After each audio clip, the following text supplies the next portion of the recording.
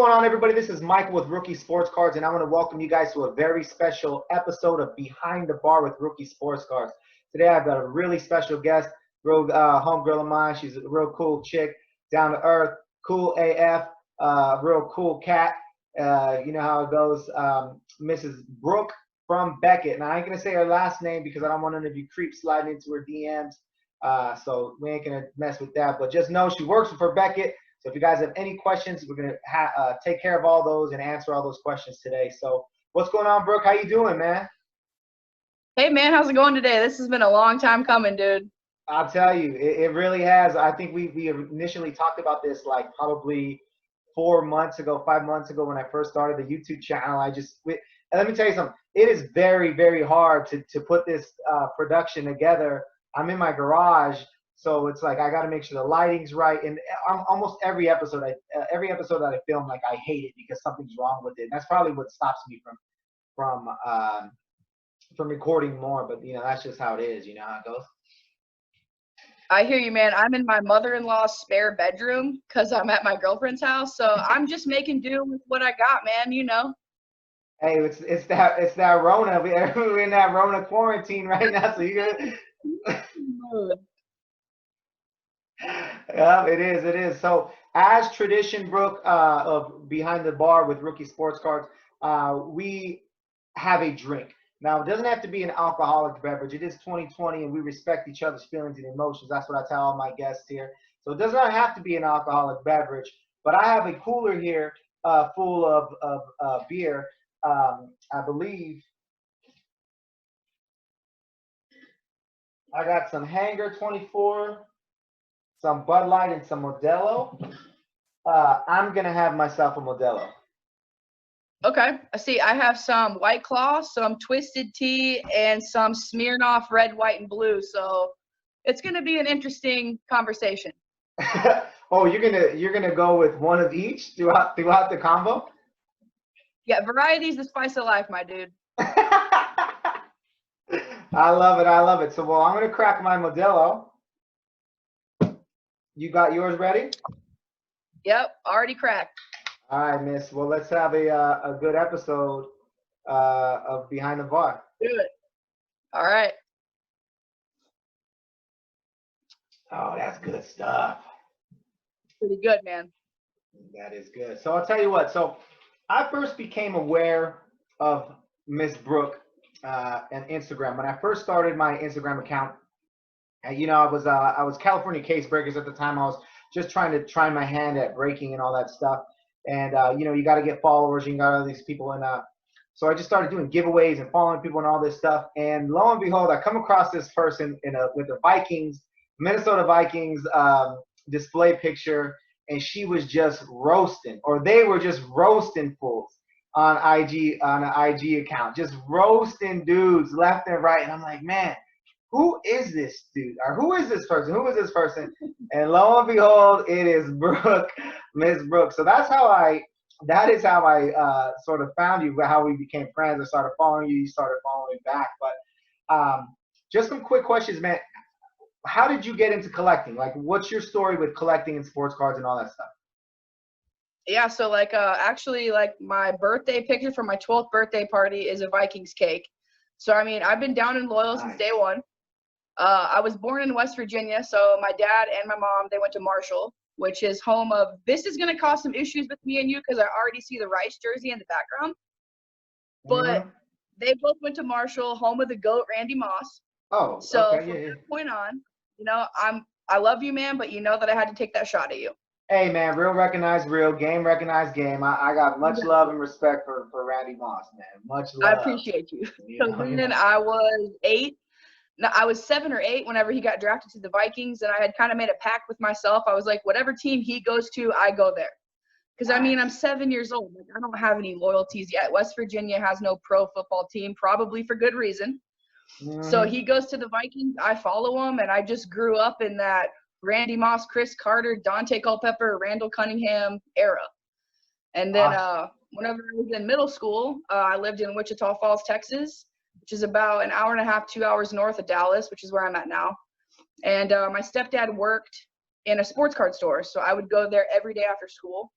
And for like the first month or two, man, I hated it. Like I would do anything to distract myself from sports cards. I would play The Sims, Malcolm in the Middle. My mom would come pick me up and I'd be like, thank God.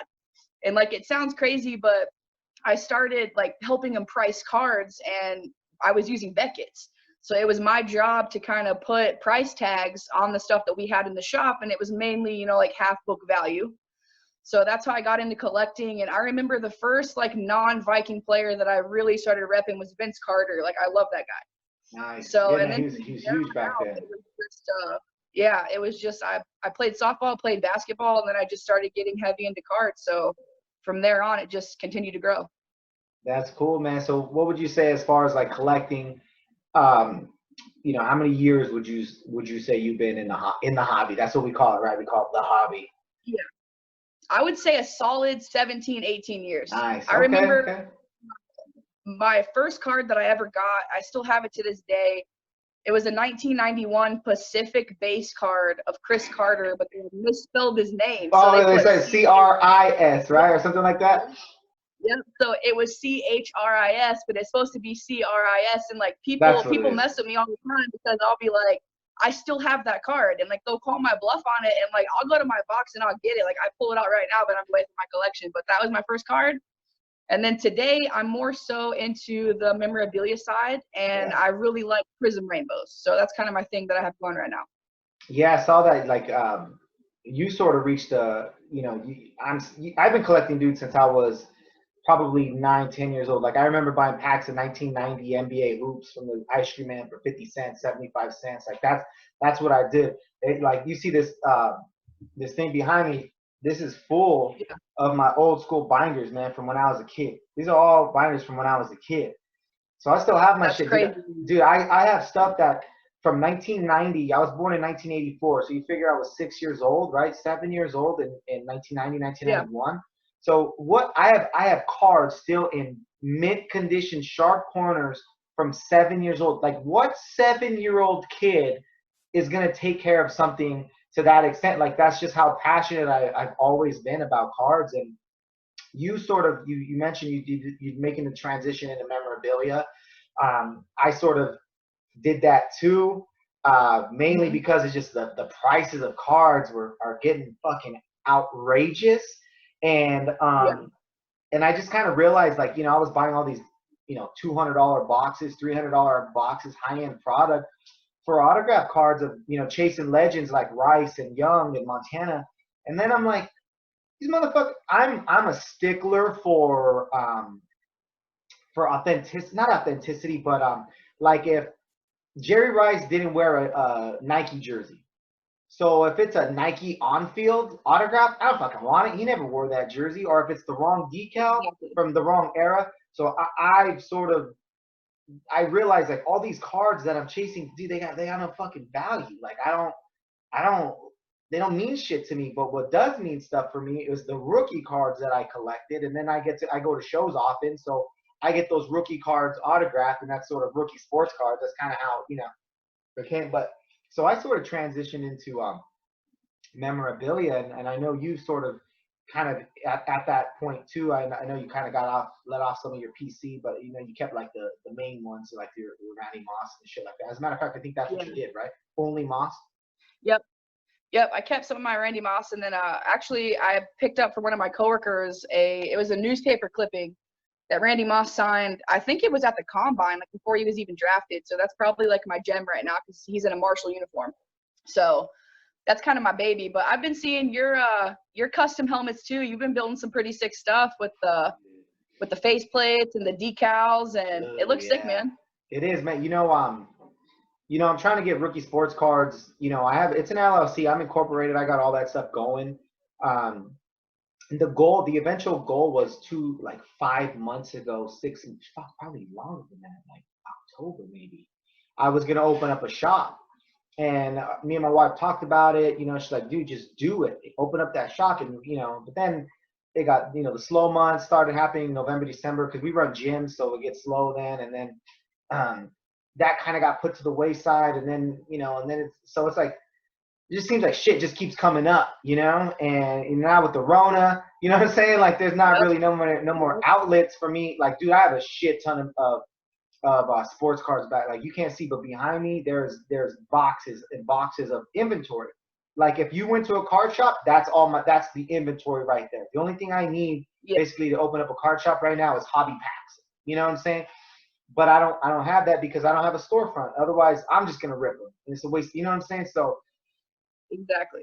I kind of just fucking said, I fuck it. So any money I've been getting, dude, I just been spending on that, all that shit, which isn't exactly good, but it's all for sale. You know what I mean? Like, if somebody gives me the right price, you know, I'll take it. I You know? remember, I think it was a couple weeks ago, you had got all your stuff back from that Frank Gore signing because you sent me those sick looking tickets that we got slapped up. So keep it coming, man. Yeah. Oh yeah. We're gonna get into that. So speaking of Beckett, so I know you work for Beckett, but what exactly is your position at Beckett? Yeah, so I started out in 2016. I'm actually coming up on 4 years at the end of this month. Oh. So I started out on the grading side. So I started out doing like invoices. So, you know, making sure that the order's logged into the system. Then I moved over to card verification for BGS, which that's where we figure out, is your card an error card? What color prism is it? Is it a miscut? Like, we basically go and identify your card. And then during that time, we launched BAS, Beckett Authentication Services, in November of that year. So then I was given the opportunity to kind of move over and help foster the development of our department now. So right now, I used to be the account executive. I'm currently the operations manager. So essentially my job is to make sure everybody is where they're supposed to be and everybody's kind of doing what they're supposed to do. I try to stay true to our turnaround times.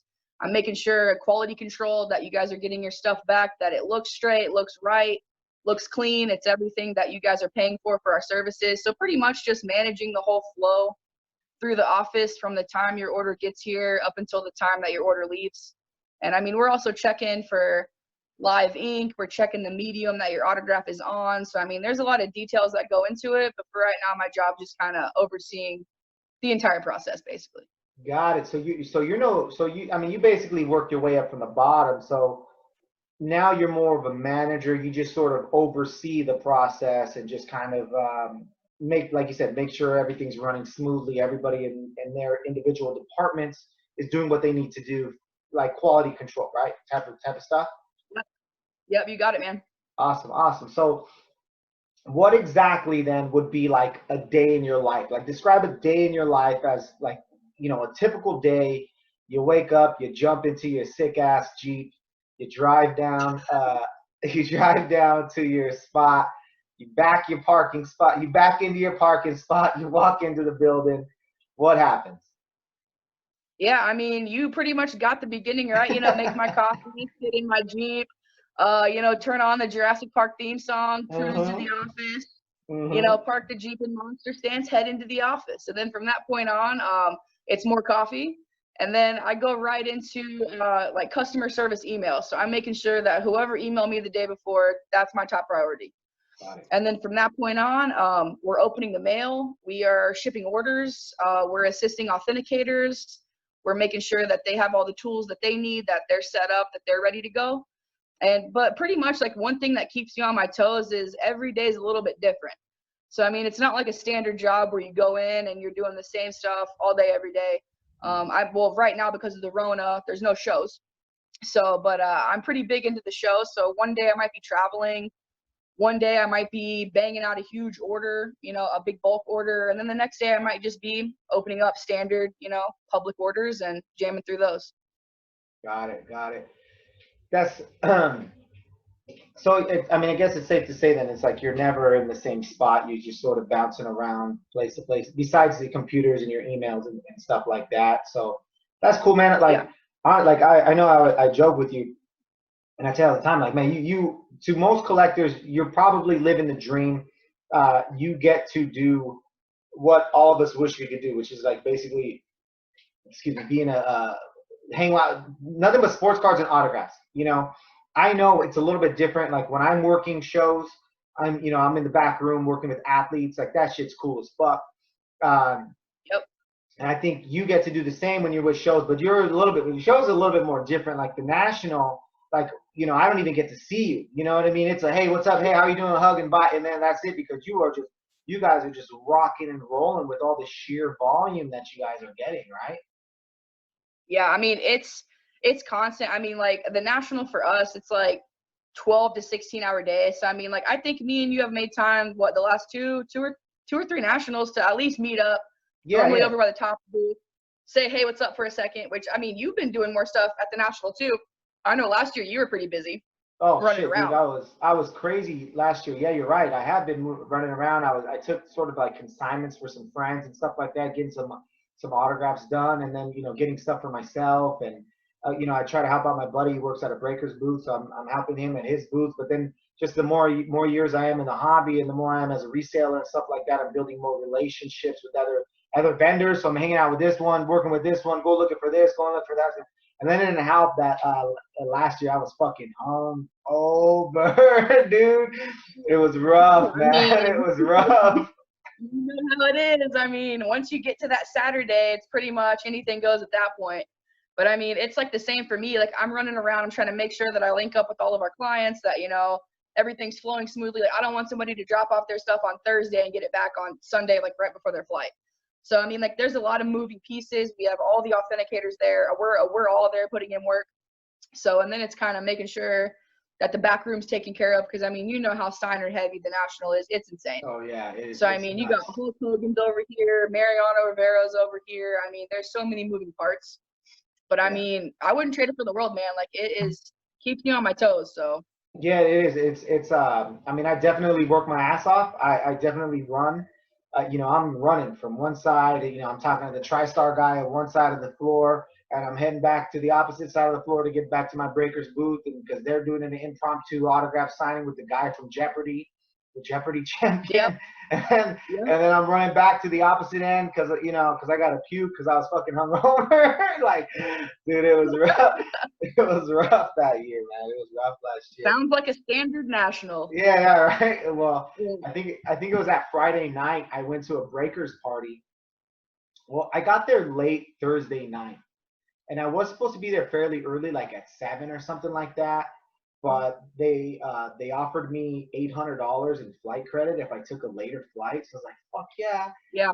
I was gonna miss Yeah. everything anyway. So I got there at 11:30 at night.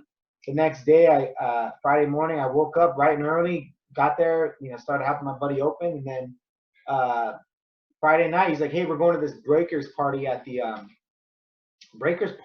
at the bowling alley. You want to come?" And I'm like, "Yeah, it's fucking all you can eat food and drink. Hell yeah, dude." Yeah. But see, here's the thing. I had 5 Modelo's, like the big ones, like the Yeah. regular cups, which is nothing. I could handle 5 Modelo's, but because I didn't eat all day long Friday, and let's be honest, at the National there ain't shit to eat there, dude. It's like No. weak ass pretzels and Kmart hot dogs. You know what I mean? Like, yeah, so I didn't even eat. So I got fucked up Friday, man. It was rough. And then Saturday, like I wanted to eat. Saturday came, and that morning I was so hungover. I even slept at that back little cafe at some booth way Yeah. in the back. I slept on a fucking booth. It was terrible. But I still got all the autographs that I needed. I got all that shit done. So let's get Good. That's good. yeah, I got all my stuff I needed autographed. It worked out. Let's get into some questions. So I put a post online just for some people who have some questions regarding Beckett and just some procedural stuff and things like that. So this is from Instagram handle 7BroncoFan. It says, Brooke, why do some slabs have the auto grade on the back? Also, what's the advantage of not having subgrades on the label itself? Okay, so I know 7 Bronco fan, so what up, dude? But in terms of the auto chip, a lot of it has to do with the thickness of the card. So we have certain cases for certain cards. So if you have like a National Treasures like super thick patch or like shoelace card, normally the chip for that, it doesn't exist, because normally the chips that the auto grades go in, they're in our thin holders, which are designed to hold 35, 70 point cards. Got it. So normally thicker cards get the autograph grade printed on the back of the label. So I mean, it's nothing to where like bad autograph grades get put on the back and 10s get chipped. It's nothing like that. A lot of it has to do with the actual card itself. Cool. And in terms of subgrades, like the example that I always use is if you have like an 86 Fleer Jordan, like you're gonna want to figure out where the flaws are. So if it's an 8, you're gonna want to know, okay, like does it have high subgrades on the centering? Like where's it coming from? On, you know, standard cards, like if you're kind of a grader that, or, you know, not a grader, but a customer that subs like Topps Update rookies or, you know, Lindor rookies and stuff like that, it's a cheaper option available just to where, okay, it's a 9. But the good thing about it is if you ever sell that card, like, so say that you sell like a Lindor Topps Update rookie that has a 9, you can always resub it to get the subgrades put on it. So I mean, pretty much like, yeah. So like right now, BGS is just trying to give people the most options. So that's kind of where the single grade came from. But in terms of benefits, I would say if you have like a high dollar card, like, I mean, if you have that Topps Chrome Mike Trout rookie or that Bowman Sterling, Trout Auto, Jordan rookies, Kobe rookies, I would always recommend rocking it with the subs. Got it. Now you mentioned these subgrades, and this kind of is a good segue into another question. Let's say you have a card that graded in as a 9, right? And the reason why it came as a 9 is because it got a, you know, you list the subs, and the surface grade was low, right? Some of them shiny cards, like the Prism cards, the most popular cards that get graded, right, because they're the easiest.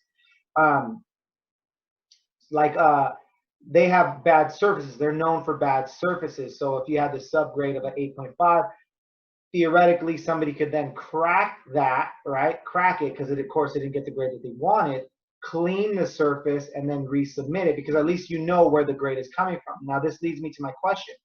This is from BNS Collectibles, Instagram, also Instagram. BNS Collectibles says, does Beckett know when a card surface has been cleaned, and can that hurt the grade of the card? Because, and this is a good question, because I personally know some people who service, they provide a service of them cleaning a card. Well, they'll get an actual product, wipe it on the card, you know, clean it off. Does that help, or does it hurt, or can it, the value of your card or the grade of your card? I would say be really careful whenever you do it. Like, you want to make sure that you're using the right kind of cloth. Whenever BGS looks for alterations, they're looking for if you recolored it, which that's really big on like Magic the Gathering, Pokemon cards, stuff like that. And like they're also looking for trimming, they're looking for shaving, that kind of stuff on the card. However, the graders normally, like, let's say that you sub like a Prism, you know, Prism, I don't even know, I'm so out of touch with cards these days. But if you sub it and like there's a fingerprint on it or there's a scratch, like the graders will wipe that off for you. So I mean, it's not like you're sending in your cards, and if like you ate a Big Mac and then you sent in your Trout Bowman Chrome Auto and there's fingerprints all over it, like they're gonna do what they can without altering the card. They're never gonna alter or damage your card. Yeah, that makes sense. Well, in terms of wiping down the surface, like especially on shiny cards, I would actually recommend it, just as long as like don't do anything crazy, like put like bananas on it and try to shine it. Like don't use like CD cleaner. Don't use any of that stuff. Like people Google some weird stuff, man. Like I don't even know. But like if your card has, you know, some like light scuffs on it or some fingerprints, like can we tell if you do a bad job? Yeah. But if you're just cleaning the card and you're protecting the integrity of it, then go for it. But I mean, in terms of like the grades too, like one thing that people don't know is some people get confused by the subgrades. So Beckett uses an algorithm. So the example that I use is like, let's say you hang up a picture in your house. So the first 2 things that you're going to check for is you're going to check and make sure that it's centered, and you're going to check and make sure that your corners aren't messed up. Yeah. So if you're standing back at a distance and you're looking at a photo and it's all wonky and it's all off center and there's, you know, a chunk missing from the corner, you're going to notice that first, but you're going to have to kind of get up closer to it to notice the surface imperfections. You're going to have to shine the card under light. You're going to have to check the front and back of the edges. So centering and the corners are weighted higher than surface and edges. So the way that they do it is if you get a card back and like, let's say that it's a 9, look at the centering and look at the corners, because if your centering grades an 8.5, the highest that card could get is 9. Yeah. So basically, I mean, like your other subs could be 10s, but your centering could be an 8-5, and the highest that card's gonna get is a 9. So Yeah. also think about that, like whenever you're sending in your cards, focus on the centering and focus on your corners. It's not that we don't look at the other stuff, because we do, and we look at it on the front and the back. So I mean, don't think that they're just, you know, looking at the front and moving on. They're looking at the entire card, but your centering and your corners are gonna weigh higher. Got it. Yeah, because there's a dude who's local for us, and he submits a lot of cards, and he cleans a lot of cards, and man, I'll tell you, he does some great work. And I think he uses, like, I'm not sure what kind of product he uses, but he uses some type of product, and it really does clean. I mean, he shows the before and afters, and they look great. But you know, I subbed some cards in the other day, and I used some good old fashioned hot breath, and you know what I'm saying. I got 2 10s out of it. You know, so I guess to each their own. If it helps, I guess it helps. You know, but let me ask you this. This is one of my questions. How do you feel about shit? I forgot. Damn that. I forgot. I was gonna say. I think I was gonna say. How do you feel about the card grading process in general? Because I'm sort of an old school collector, and to me, I believe like anything before the year 2005 or anything after the year 2005 shouldn't be graded, because let's be honest, like you said, we're talking centering and corners, right? Centering and corners. That's what we're talking. Anything after the year 2005 is going to be centered, just with the development of the laser cutting process and stuff like that. It's going to be centered. So clearly we're seeing it, because there's been such, I mean, you guys are busy. I don't even know when, you know, there's a you know, a huge month backlog, right, of card submissions, because so many, all these cards. I mean, and I get it. I guess just to see that number 10 next to it, it increases. But how do you feel about the card grading process in general? And I don't even know if you can answer it since you work for a company that grades cards. But you know, what are your thoughts on it? I mean, like, obviously, I work for the company. I'm pro grading, but to an extent, I see what you're saying. Like, most of what I sub for grading, they're my Randy Moss rookies. They're like the 98 score, like, you know, Bowman Chrome, Fractors, that kind of stuff. So that's pretty much what I sub to grade. Because, like, I mean, back, like, if you think about, like, Mark McGuire's rookie, if you think about Chipper Jones's rookie, there was other issues that really don't exist today. They do to an extent, but I mean, like, you had diamond cutting, so you had missed cuts. You had people printing the wrong backs on cards, which ended up turning into error. But I mean, today, like, whenever it comes to Prism Select, Spectra, that kind of stuff, you'll still see some centering issues.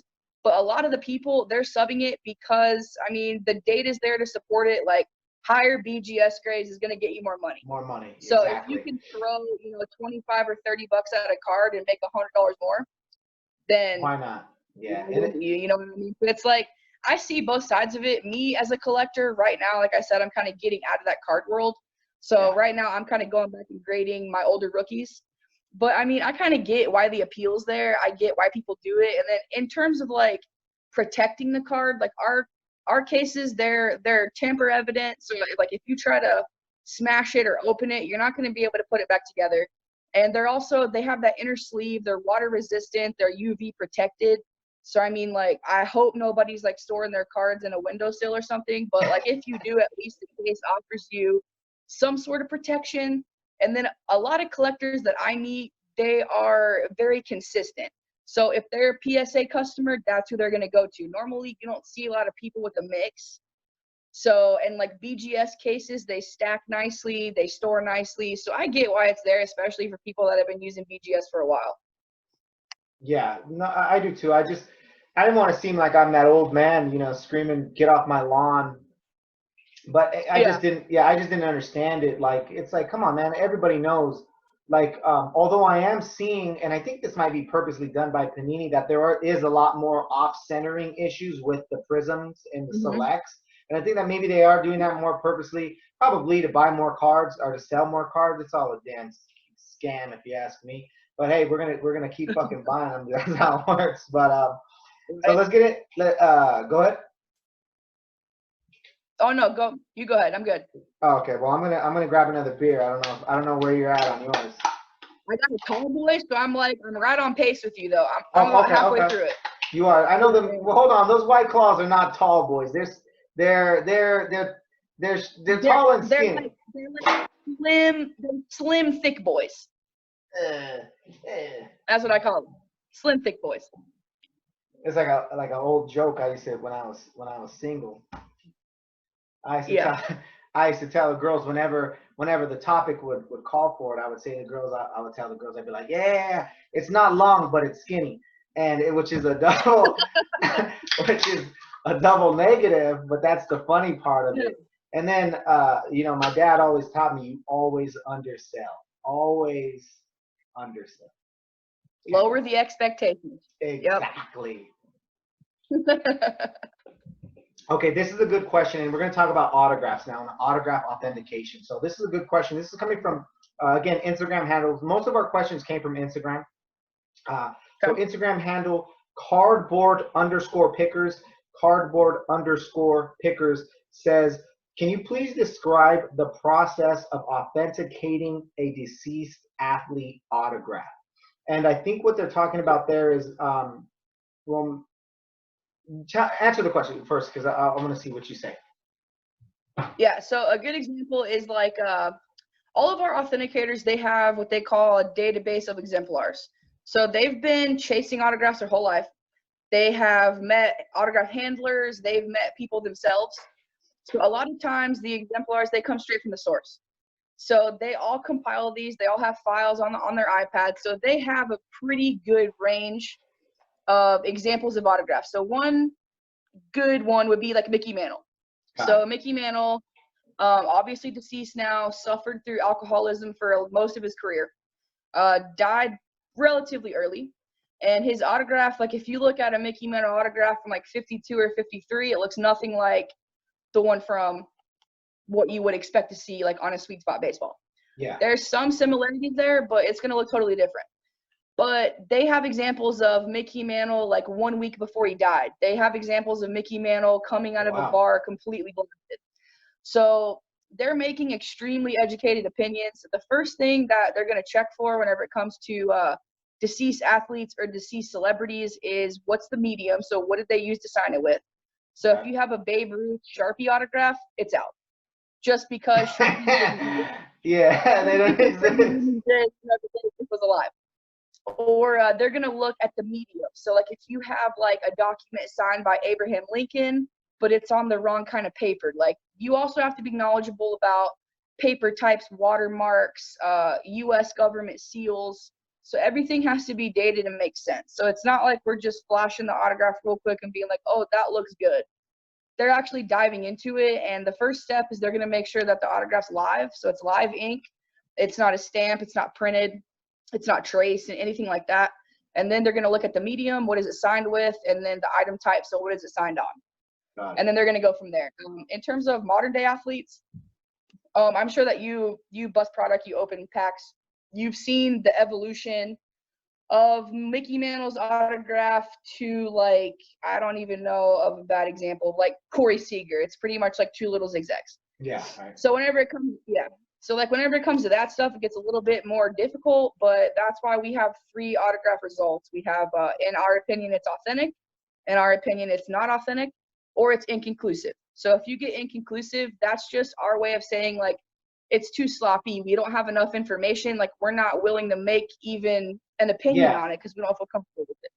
But in terms of like deceased players, like John Wayne, Abraham Lincoln, historians, that kind of stuff, everything's compiled into a database. They use a lot of different tools like proscopes. They use UV lights. They use bright lights. So certain times I've seen them bust out a microscope. So like they're getting into the ink pretty heavy. Yeah, and I think I saw your boy Steve Grad on Pawn Stars. You know, they don't show a whole lot, but they did show him using lights, you know, different type of, like you said, holographic, different types of lights and shit like that. Shit, one time I saw him use the reflection of the sun off of his rings to light on. 100% could see him doing that for sure. Yes, those rings, they put a lot of light, you know. To see that autograph. You get light where you can get light. So. I tell you. Yeah. So okay. All right. So I mean, I see a lot of people slamming fucking Beckett, slamming PSA, like, oh, I got this done. You know, I got this. I was there, you know, with this guy. I got this signed in person and they passed it. They don't know shit. You know, like I see those all the time. But I have to imagine, man, like just certain people, like I got Josh Rosen at UCLA at their pro day before he got drafted, and that motherfucker, I don't like him. What all he did was he got my program and just wrote JR just like that. And Yeah. if you look at his autographs now, it's clearly a better version of what he did, but he just scribbled and laughed with his homie as he walked by me because he knew he was being an asshole. But then again, I'm a 30-year-old, 34-year-old grown man asking a kid for an autograph. That makes me feel so lame. Yeah. Yeah.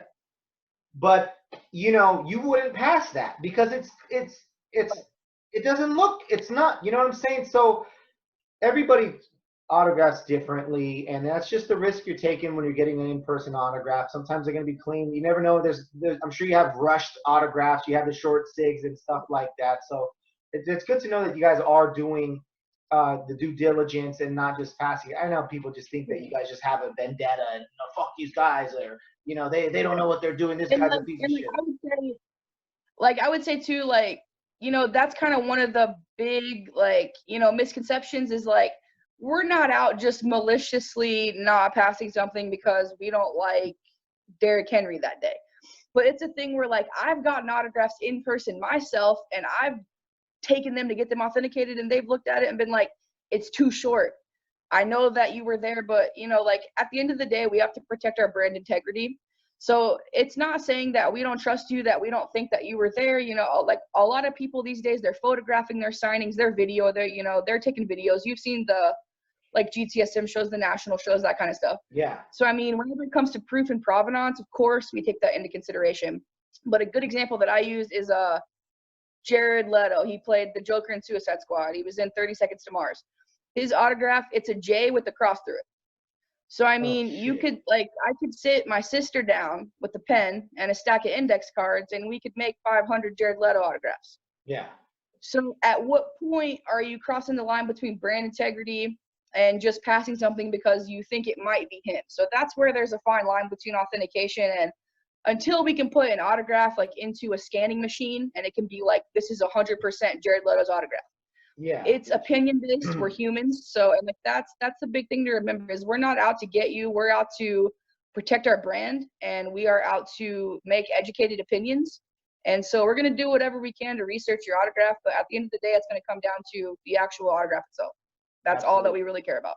Yeah. And I think a lot of people don't understand that. You know, me, as I own my own business, and you know, my wife, we do as well. She does as well. And a lot of times people don't think like that. Like, yeah, they work for companies, but they don't take pride in their companies. They're not closely related to their companies. They show up, they work, and then they go home. You know, I know you take pride in what you do. So you when you wear that badge, that polo tee, which by the way I'm still waiting for, when you wear that polo tee, you wear it with pride. You know what I'm saying? You know what I'm saying? So you want to represent your company, and if, like you said, it's brand integrity. And that's what it's all about. Now, you said something that was on that made me think of something else. You said until we are able to get a machine and scan that autograph and to know for sure, that made me think about the auto pen. Now, there was a issue, I want to say 2 years ago, I think it was 2016, with a couple athletes, mainly Dak Prescott, Dallas Cowboys quarterback, who was caught using an autograph pen, and that sort of spiraled all into all hell, right, and caused a big old controversy. And actually, one of my guys, Tack McKinley of the Atlanta Falcons, was also found to have admitted to have somebody else signing his autograph. And speaking of shitty autograph, it is literally just TAK. It's like, so he just had like somebody sign his autographs. But more recently, there is a big thing going around right now with Ozzy Osbourne. And I'm personally affected because I bought a few albums. So I was one of the few people to be lucky enough to get his autograph in person while I was at while he did an autograph signing in LA. I got a couple Yeah. items there.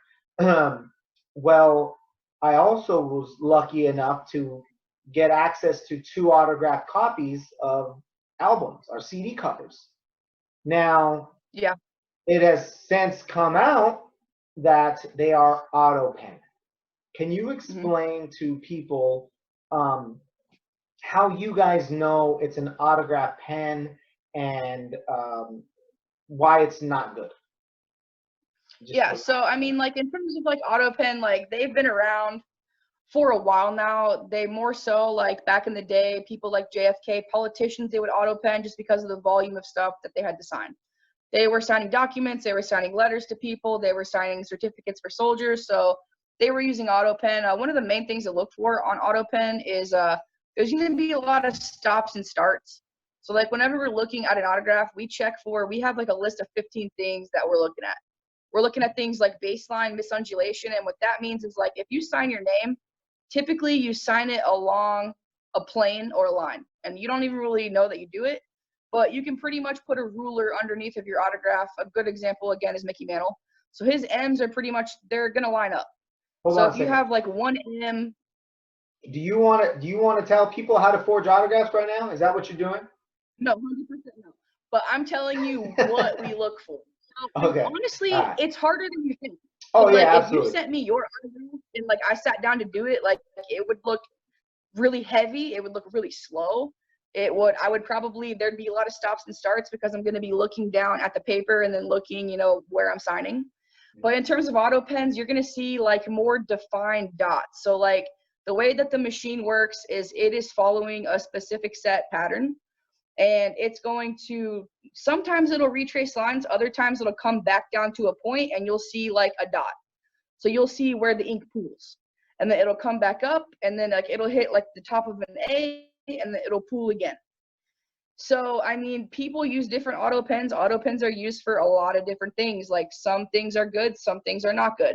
But at the end of the day, that's what we're here for. So I mean, like we're not concerned about who's doing what or anything like that. Like to me, that's on them. But we're here to protect, like I said, our brand. And if you need that educated opinion to figure out, hey, is this good? Is this bad? If you send it to us, like we're gonna do everything that we can to figure out, is it auto pen? Is it live ink? Is this an authentic version? Is it not? But I mean, in terms of auto pens, look for that stuff. Like basically, it's gonna be the stops and starts. Stops and Is what starts, it's gonna come down to. and that's what you said, the pool, right? Because when you place a pen or a marker specifically on a paper, it's gonna pool where you started, right? Where you press down. So heavy starts and Yep. stops, and that's gonna create that dot or that pool of ink, and that's Yep. exactly what to look for. And then also, what a lot of people have been doing is they've been sort of, I guess they only use, they figured it out, they've used 3 different autographs.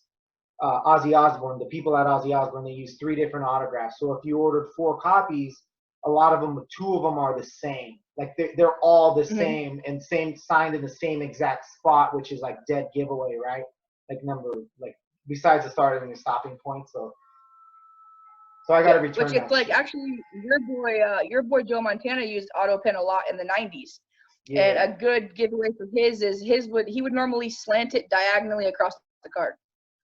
So I mean, that's what you're seeing, and then you're seeing that firm stop and start coming off the end of the A at the start of the J. So you're seeing all that. But I mean, that's kind of where the knowledge comes in. Like a lot of our guys that work for us, and like, guys and gals that work for us, they have a lot of experience. And like the main thing for us is like you have to have that passion. Like I go into work every day and like I'm gassed. Like I hardly ever have bad days at work. Yeah. It's like I'm ready to go in. I'm ready, and like opening mail from like you guys and the customers. It's like Christmas every day. Like, but it's not my stuff. But I'm like, Yeah, what that am I shit's gonna still open up cool. today? Like, what's it gonna be? Like, yeah, I mean, so it's like super cool. And I mean, at the end of the day, like we're there to give you guys educated opinions and just strengthen the hobby. Like that's at the end of the day, that's the main goal. Got it. Yeah, like I don't know what it is, man, but it's like, and that's part of it, right? Like part of the drug, part of it, part of the love of this is opening shit. Is opening. What am I gonna get? It's like Yep. Christmas. Every time I get a pack of cards, it's like Christmas. What am I gonna get? What's inside of here? And then the second I open it, and I'm like, fuck yeah, I got that Jerry Rice. It's like, okay, what's next? Yep. What can I get next, Yep. right? So that's what it is. And yeah, you're right, man. Like I see some of your posts sometimes, man. You put on there like, oh my God, this came in today, and you start like just some sick ass stuff, man. Like Yeah. like I said, you are truly living the dream, Brooke. I can't say that enough. I'm sure there's bad days as with every, some Yeah. bullshit as with any job, anything. But it's, man, I'll tell you, I would love it. But you talked about opening mail. So what is the current status with Beckett right now? Okay. What's the current Yeah. status? I know with the Rona, I don't know if you guys are working. I don't know if you guys got a skeleton crew working on back orders. What's going on right now? Can I submit shit? I got a pile over here. Yes. So right now, what's going on is the Rona has Dallas County on lockdown. So Beckett is in Dallas County. So we're not closed because we want to be. There's nothing more that we want to be than open. Like we would love to be able to go to work right now, but unfortunately, Dallas County mandate says we have to be closed because we're a non-essential business. To me and you, autographs are essential. Cards are essential, but in terms of the government and the Rona and keeping everybody safe, I get where they're coming from. Yeah. So right now, people that can work from home, that's what we're doing. So the main focus for me right now is keeping in touch with all of our customers. I don't want customers to think that we're ghosting them or that their items aren't safe. Your items are safe. We do have security, and we have somebody there receiving mail. But with that being said, you can send in your items, but expect turnaround time delays. Right now, I think the lockdown is through April the 30th. That's what I heard last. It might be extended. I was hearing maybe something about They just extended us. They just Yeah. extended us to May 15th. But we're Yeah. So California, they you were know us. talking, Fucking. yeah, exactly. Like they were talking May 20th. I'm not sure if that's set in stone or not, but for all intents and purposes, the office is closed. However, if you want to send in stuff right now, now is the time.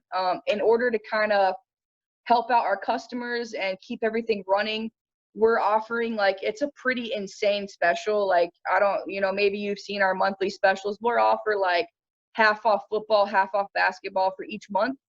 Right now it's half off everything. So like if you have a Mickey Mantle autograph or Jordan, that's normally $100. Right now it's $50. $50, yeah. So if people get their stuff postmarked by the 30th of April, your stuff's going to be secured in our vault. It's going to be safe. It's temperature controlled. It's protected. And as soon as we're able to open that mail and get things processed, we're going to do them in the order that they were received. But in terms of like half off, like that's pretty insane. Like Trout's 50, he's 25. Jerry Rice is 30, he'd be 15 right now. Damn. So it's a pretty solid deal, but we're just doing the best that we can to keep in contact with everybody and assure people that their items are safe. BGS is also still taking submissions, and everybody's responding to customer service emails. So if anybody has any questions, concerns, that kind of stuff, they can either email grading@beckett.com or authentication@beckett.com, and we'll get back to you ASAP. And if you guys want to use that promo, you write half April. Yeah, it's a half April on the promotion. That is going to be for autograph authentication only. I don't believe Grading has any specials right now, but y'all can go onto their website and it'll tell you. But yeah, half April is the promo code, 50% off everything.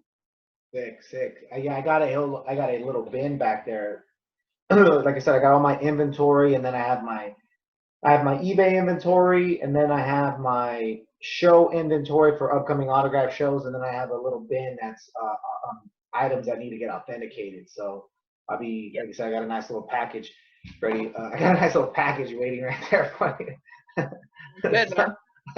All right, man. So I wanted to ask one more question before we get into the good stuff. And by good stuff, I think you know what I'm talking about. The Tiger King. I already know. Tiger King. Cool. Okay. All right. Yep. Let me just ask you this, man. You work for Beckett Media. When we first started talking, I asked you about your history in the hobby. You said you got into it by helping your stepdad grade cards using Beckett magazine. Okay. I also used Beckett magazine growing up. Right. That's I got Yep. I still have like a ton of them. Right. Now, nowadays, people will laugh at you for using Beckett as a price guide. Okay. I have a shop. I have cards in which I price my cards.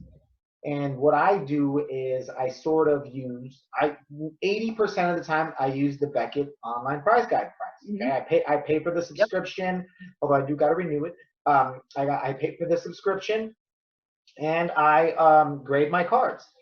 Some cards I do use sort of comps, eBay comps, but for the most part I use Beckett online price guide. Now, how does Beckett feel about that? What's their general? Are they concerned about it? What's the general consensus with the eBay comps, and is it killing the online or Beckett price guide? I would think, like, essentially in the hobby you have two breeds of collector. You have the traditional hobbyist, and they're going to be using the book value, and then you have the flippers.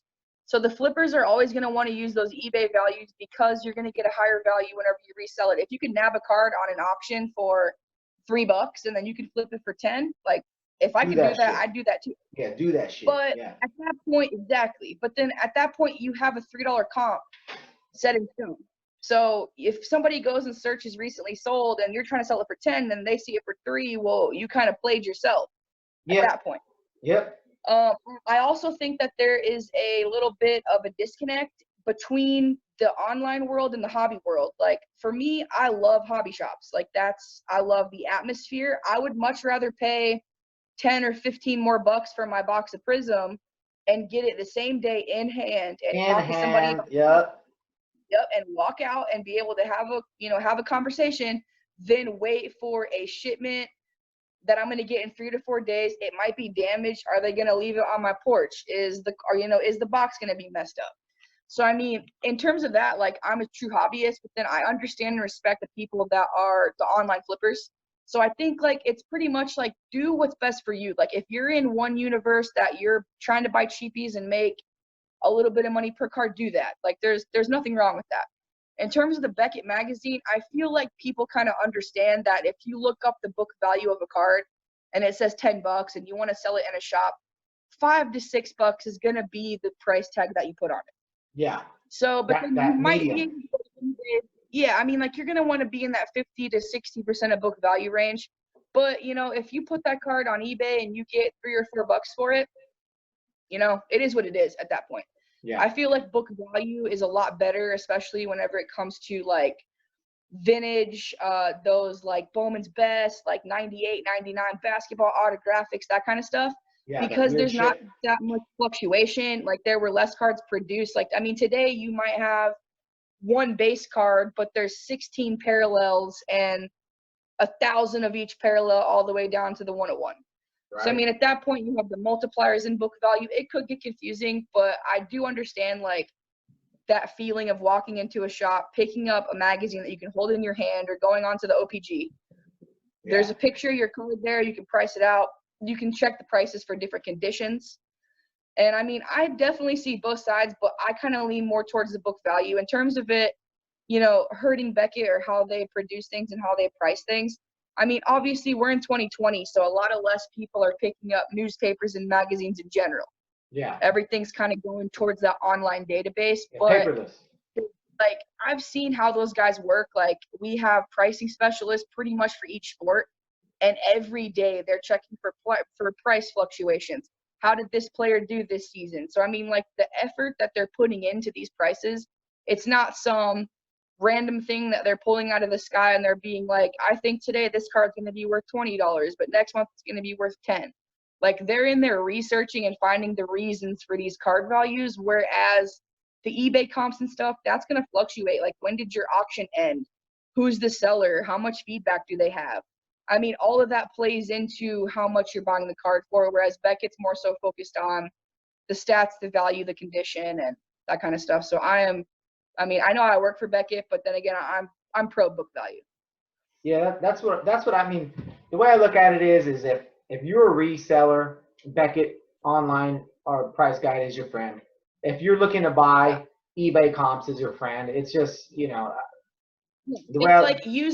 it wisely and kind of mix it up. But Like, don't be the, oh, well, this card sold for $1 on eBay. Okay, but it also sold for 10, 15, 7, 3, Yeah, 11. that was a buy it now, and you never know the circumstances of that Exactly. auction. Maybe that motherfucker needed Yep. money, so he just took it Yep. just to take. You know what I mean? So I get Which you, man. I've done that before I've done that before. I'm like, oh, hey, I'm gonna, like, whenever I bought my Jeep, I'm like, I'm gonna go sell a bunch of stuff, and I don't really care what I get for it. Just give me money at that Yeah, point. But if I'm fine and I'm comfortable and somebody offers me $5 for a $50 card, I'm like, nah, I'm good. Like, at least 20, $25 for that card. yeah, you're So not I gonna take get that it, but like, offer. that's where like book value, like the prices change, but the methodology and like how they're putting efforts and time into getting that price, that doesn't change. But with eBay and Amazon and Facebook trades, IG trades, like there's so many factors and circumstances. Like you can trust it to an extent, but I mean, it sounds cheesy, but Beckett's always going to be there for you, dog. Yeah, yeah. Hey, man, they have been since I was a kid. I'll tell you, Yep. Beckett has always been. I think I got an autographed Jerry Rice when he broke the touchdown record here in my display. I got display cases in the garage, man. I don't know if you've seen Yeah. them. I got a ton of shit in here, but all right, Yeah, let's I've seen quit. all your display cases looking like a damn jewelry shop up in there with your little glass cases. How much Windex do you have in your garage Dude, right now? for real, for real. I'll tell you what. I used to have a. Now I share the garage. I have my. We just sold our trailer, so now I have my Razor in here, my quad in here. But before it was Yeah. It was wide open. I had a pool table, dude. It was legit in here. You know. Yeah, I remember seeing those pictures. It looked nice. Dude, it really was. The problem is we bought it, I bought all that shit so we can have people over. The problem is, Yeah. I don't like fucking people over. I got too much Same. nice shit. I got nice shit in here. So all my neighbors, dude, they're out drinking right now. I guarantee it. I guarantee it. Yeah. I'm like, hey, come to my house. No, fuck that, man. We don't like going to your house. There's too many rules. You just got a goddamn museum over there. Because ain't nobody allowed to put their beer on my cases. Nope, don't put a beer. I had a very strict no beer on the pool table. That shit did not happen, man. So, but we got rid of the pool table, so now I got my toys in here. It still looks nice, man. I just told my wife, just give me a little corner. I just need my little recording corner, and I'm good. I got my little sorting corner on the other side of the computer there. So it's good, man. But I don't know why we started talking about that, but that's cool, man. But all right, let's quit with the bullshit, Brooke. All right. Let's quit with the bullshit. All right. We've all seen Tiger King. All right. We all seen it. Yeah. All right. Hold on. I have to open my twisted tea now, so give me a second before we get into this Tiger talk. Crack it. All right. Okay. All right. We're good. All right. Now, so overall, what were your general feelings about the Tiger King and what's been going on? All right. Just first of all, after watching it, what did you think? Yeah. Let me set this up. So everybody, like, I woke up one day and everybody on my friends list is talking about Tiger King. And I'm in quarantine, like I work from home, but on the weekends, I don't have nothing to do. So I'm like, Tiger King, I'm like, is this going to be some like Lion King, like mess with tigers and it's like a zoo documentary or something? Let me start this by saying that I am from West Virginia. There's not very much stuff that shocks me. Like, I've met some crazy people in my lifetime. Dude, I watched Tiger King, and first of all, I was like, I'm going to watch like one episode a day. And I'm just going to pace myself. And I sat on my couch for like 7 hours and I binged Tiger King. And I was like, this is straight up the most ridiculous shit I have ever seen in my entire life. Like, from beginning to end, like, tigers, drugs, like this dude ran for president. Like, what is going on? Man. Like, it was a beautiful disaster. So at that point, I was trying to tell my girlfriend about it. I'm like, dude, you got to sit down and watch Tiger King. And she was like, I'm not watching that. Like, you can't, no, that just looks stupid. So I sat down, watched it for a second time, and she was talking mad crap about it the whole time. Like, this is so dumb. But, dude, guaranteed she sat there the entire time like, what are these people doing? It was a straight up beautiful disaster. And at the end of the day, like, what a quarantine blessing. Right? Tiger King is. Tiger King is a blessing. I'll tell you. I don't. So what happens is me and my wife, like, we watch The Walking Dead together. We watch, we only watch a certain amount of shows together. She gets home at like 8 o'clock at night, and by she takes a shower, she unwinds, and usually that's her staring at her phone. So we don't have a lot of shows to like really watch. I'm home more, Yeah. so I'll especially with the quarantine. Like, see, we run gyms, so at that point, I don't think they stopped us yet. They didn't shut our gym Yeah. down yet. But my gym, I was like, I'm gonna stop. But my wife Yeah. kept working, so I was home alone. So I was like, all right, let me find us something to watch. My wife loves those fucking murder investigation bullshit. That's all she watches. Yep. So I'm like, Tiger King, what's this? And I watched the preview and I go, oh, Debbie would like this. So I watched it. I watched it, bro. We watched it together and we binge watched it. And every single fucking episode, when you thought you were at the peak of shock, something else would happen. And that's why it was so great, because like I didn't really know what I was getting into. And then episode 1, we got like a tiger trainer, like who's not even really a trainer, like with a mullet and like 15 earrings and like an eyebrow ring hanging on by a thread, dude. Like you could pluck that thing out, like you could probably like it. And I was like, okay, like, and then I'm getting into it, and I'm like, okay, meth, like drugs, that makes sense. And then I'm getting into it more, and I'm just like, but like, dude, what got me is like, you have Carol Baskin, you have Joe Exotic, then you have that other Doc Antle crazy. Yep. And I'm like, does everybody that raises tigers, like, did they all have a meeting and they were like, okay, we got to find a way to be like the craziest person that you could ever think of, because they're all insane. It is. It's nuts. Let me ask you this. Oh, I just took my hat off and adjusted it.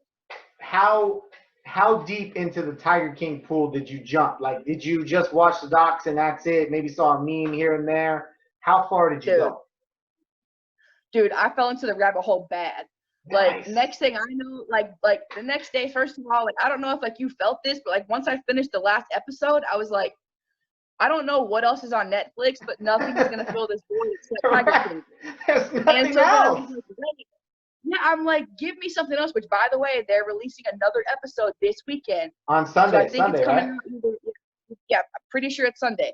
Mm-hmm. But at the end of it, like, I kind of sat there for a minute, and I was like, you know what, like, I'm not satisfied with this. So then, of course, I get into like the Joe Exotic TV and like the music videos, and then next thing I know, I'm walking around my house doing laundry, like singing Joe Exotic songs, and my girl is like, "This is gonna stop right now. Bangers. Like, we are not singing Joe Exotic songs in the house." And I was like, "Dude, like, I was trying to sit down one day and like, I was trying to like explain it to my mom. She was like, "What's this? How do you think everybody's talking about?" And I was like, "Bro, how much time do you have?" And like, I tried to explain it to her, dude. I couldn't even come close. I was just like, dude, like, there's this guy and tigers and drugs, and then like some guy shoots himself, and like there's just a bunch of shit going on in Tiger King. It's nuts, man. So, it really is nuts. And you talked about it, Joe Exotic TV on YouTube. So if you've only watched the doc on Netflix and you got a Joe Exotic size hole in that heart and you're yearning for some more Joe Exotic, go to YouTube, Joe Exotic TV. It's great. Every episode, or most of the episodes, start off with 5 back-to-back music videos. It's 5 or like 4 or 5 music videos back to back to back to back before the actual TV show starts, and it's a day in the life of Joe Exotic, and it's just a bunch of crazy shit. Like it's just not about the animal park. Like, there's one episode called "Sleeping with a Stranger" where one of his security guard's wife is living behind the facility in a trailer living there. But Joe goes there and is like, what the fuck's going on? Why is all this trash around here? But there's a water spigot that's running. It's been running for days. It created this huge pond. He's like, and he goes to another trailer and he's like, where the fuck is, I don't know the guy's name, Steve. Where's Steve? He hasn't been here. I don't know. So they talk to the guy's wife, Steve's wife, and he's like, "This is all your trash. I'm suing you. I'm pressing charges." Then he goes and finds, they're like, he calls, "Where's Steve?" "Oh, the receptionist knows." He goes to the receptionist, "Hey, where's Steve?" "I don't know." "Well, what do you mean you don't know?" They say, dude, turns out Steve is sleeping with the receptionist while his Good wife Lord. is living on the backside. Dude, it's a whole episode of Joe, and then finally Joe fucking confronts the two and sits them down and talks to them about it. So they're sleeping with the stranger. That's a great episode, man. It's if so if Like you're in, just the music videos in themselves, like they're like they should be in like the National Archives for like entertainment. Like it's nothing but pure entertainment. it's And great. like, okay, like I'm not sure what your favorite part of the actual like docu-series was, but when Saf got her arm bit off by the tiger and this fool comes out in an EMT bomber jacket with a lit cigarette and then just like stands there, like, first of all, this dude has an EMT jacket in his possession, and then number two, walks into the gift shop and is like, "Hey, so do y'all want a refund or a rain check or what? Like, a tiger just bit somebody's arm off." And I was like, what? Like, so many questions. Like, they could make like 15 more seasons of Tiger King and I would faithfully watch every last one of them. It really is, man. What they should do is they should take the old Joe Exotic Day in the Life of and make a new TV show out of that, because it is that good, man. That part that you're talking about, where he goes, and there's a meme of that part that cracks me up, where it goes, where it says, where Joe walks out and it has like that little fat kid and he's looking like, Yeah. and he's looking like that. He goes, "Ladies and gentlemen, a tiger just bit somebody's arm off," and there's a little fat kid like, Yeah. He's like, yeah. but like basically he was like, "Sorry about this, but do y'all want a rain check or what?" And I'm just Yeah. like, dude, I'm never gonna financially recover from this. yeah, I'm never gonna find it, dude. And then like what ended up happening is I don't know where he was locked up. Oklahoma, I'm assuming, but they transferred him to Fort Worth, and I live in Fort Worth. But they transferred him here because of the Rona. Yeah. So like I'm sure that you've fallen into the same Joe Exotic meme groups that I've fallen into, because like we tag each other and stuff all the time. But like people are like putting money on this dude's books and like for real. and sending him letters, and like he got transferred to Fort Worth, and like me being a grapher, I was like, dude, I don't know what I have to do to get my hands on a Joe Exotic autograph. I looked. Like, that needs to happen because I'm talking like 16 by 20 like frame display, like it's gonna go down. Yeah, dude, it's gonna go down. I looked, but yeah, so I joined a Joe Exotic meme Facebook group, dude. So people were posting, like people posted his inmate number and all that shit if you want to write to him, and then they I saw a couple people saying like, "Hey, just so you know, his books is maxed out." He was actually maxed out, and they were asking if people wanted to donate money to donate to his husband via PayPal, and then the husband would then PayPal Joe Exotic. So I was tripping on that, man. But so would you say, so what do you feel? Do you think Joe should be free? Do you think he should be in jail? What do you think? I feel like, okay, number one, there's a whole bunch of stuff going on in those documentaries. Number two, I also love animals, like to an extent. Like some of that stuff in the show, like it irked me a little bit, like taking baby cubs away from mama tigers. Like it's not cool. Like I understand like where they're coming from, tigers in captivity. You can't just go and like release them into the wild. Like they'd probably be eaten over. You can't. On the flip side, like these tigers are like eating like expired Walmart meat, and I'm like, bro, like how much sodium? Like what is the sodium level of a tiger? Like, because they're eating like Oscar Myers, bro, like off the meat truck. Yeah. So I mean, in terms of the evidence, like, did he put a hit on? Did he put a hit out on Carol Baskin? Probably. Should he be in jail for murder for hire? Probably. And like I think that like there's a fine line between like how great that this show is in terms of entertainment value and like how it's taken off on social media, and like the meme game has been strong. Oh, But real strong, real like strong. at the end of the day, I'm happy with what's going on because ID, like, first of all, Florida reopened the Don Lewis case on Yup, Carol Baskin. yup, So, yup. like, that's, the documentary did that. And then, Joe Exotic is in jail. Yeah, I get it. Carol Baskin, I can't stand her. But, dude, those videos, like, where he was putting Snapchat filters over Don Lewis and he was like, oh, like, get me out of the septic tank. Dude, I was deceased. Like, I had pretty much died on my couch. So I'm just like, When it had the entertainment value on team. Yeah. It was it like had the the one photo, that just the lips. I'm a boy stronger. I'm a boy stronger yeah, back. I'm a boy from your past. Yeah. So like meme game on point, like Joe Exotic, absolutely freaking hilarious. All right, And like greatest those diss freaking track videos ever. of like, yeah, and like whenever he was running for governor and stuff, like those campaign videos that he was making, like in Oh like the fuck. tiger pit. God Yeah, bless and him. like he was like, I ain't keeping my hair. Like, dude, and we should also mention like that guy got 20% of the Dude, governor for Florida vote. 20%. Yeah, That is huge. That that's is a fifth of the vote. But at the end of the day, ID is gonna do that special on Carol Baskin and her husband. I'm gassed for that. Hopefully, Florida looks into this case. Joe Exotic, like he's cool, he's funny, but I'm like, bro, you also can't be putting on hits on people. But somebody does need to go back and investigate that Doc Antle guy because that guy like creep vibes all day. he is kind of creepy. You know, so Like bad. here's my general consensus, man. Like, do I think he did shit wrong? Absolutely. Yeah. I think every single one of them did something wrong, Um, do I think he put out a hit for her? He did, but I honestly feel it was like something like, I wish that motherfucker was dead. And listen up, girl. I know at one point we've all kind of wished we had a significant other or somebody else that would disappear. Yeah. Okay, hey, so you. That's why there's that meme that's like, honestly, I've been pushed to that point of wanting to feed my significant other to a tiger. Like, we've been there. They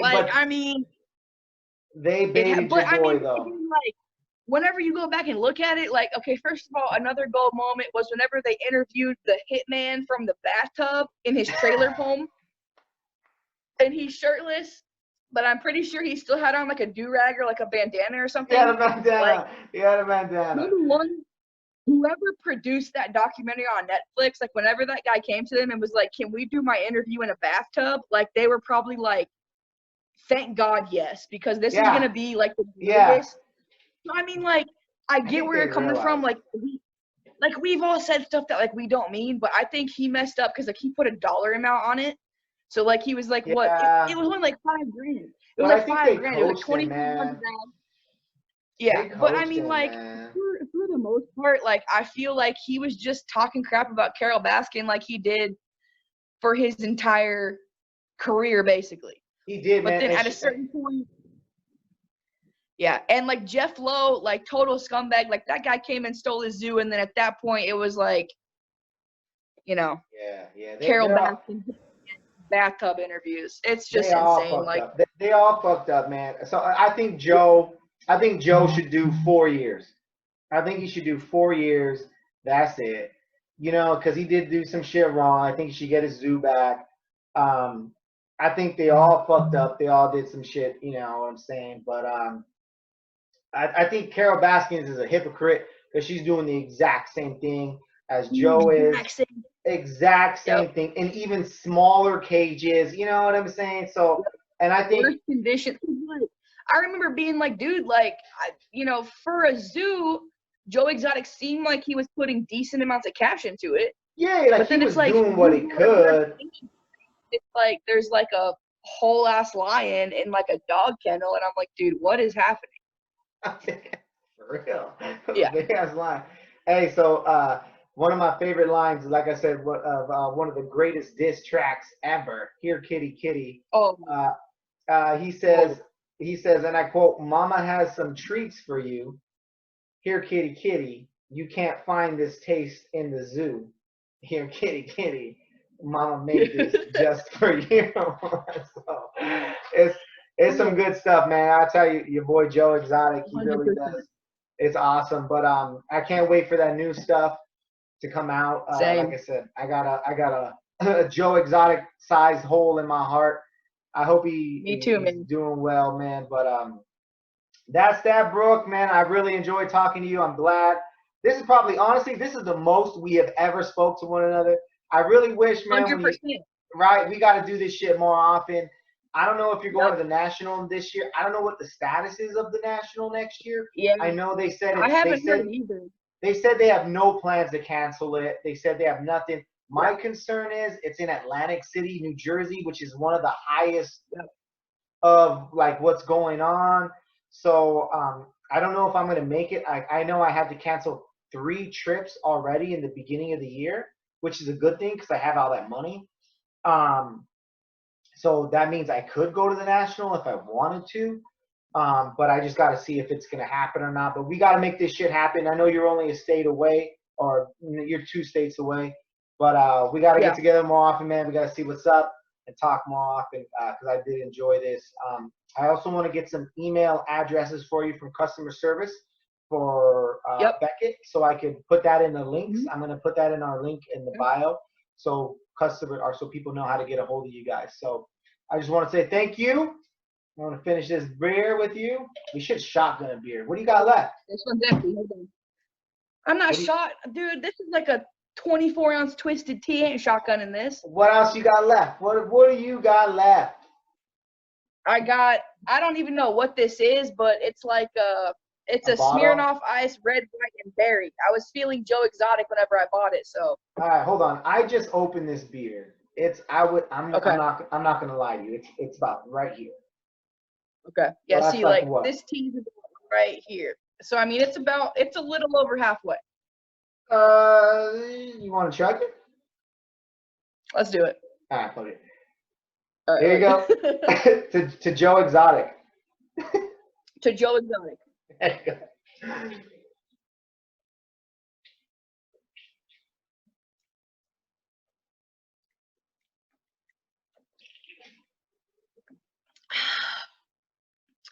Oh yeah. Oh yeah, man. Woo. 100%. That was good. I'm gonna go in there and harass my wife now. I'm gonna do the same thing with my girlfriend and be like, dude, we just talked about Tiger King and Chug Brewskis. Like, she's gonna be 100% over it. So I'm living for it though. Yeah, that sounds about right. That's basically what's gonna happen in the other room right now. All right, Brooke. Thanks a lot for hanging out with me, man. I really appreciate it. I will talk to you next time. So you have yourself a good night. All right, I'm gonna do my little outro. Sounds good, man. Thanks for having me, and let's do it again sometime soon. Awesome. We'll see you soon. All right. Later. All right, everybody. Thank you guys for hanging out with me tonight. We learned a lot of stuff about Beckett. We learned about the process, autograph authentication. We learned stuff about grading. We learned stuff about the Tiger King Joe Exotic. We had a good time tonight. Thank you guys for hanging out with me. Don't forget to check out my website, rookiesportscardsllc.com, as well as my eBay page. You guys see all this cool shit behind me. All of this is for sale. So definitely go take a look at that. I'm sorry, I've been drinking. Definitely go take a look at that stuff. My eBay username is Rookie Sports Cards LLC. So take a look at that. Thank you for hanging out with me, guys. You guys have yourself a great night. Peace. Well,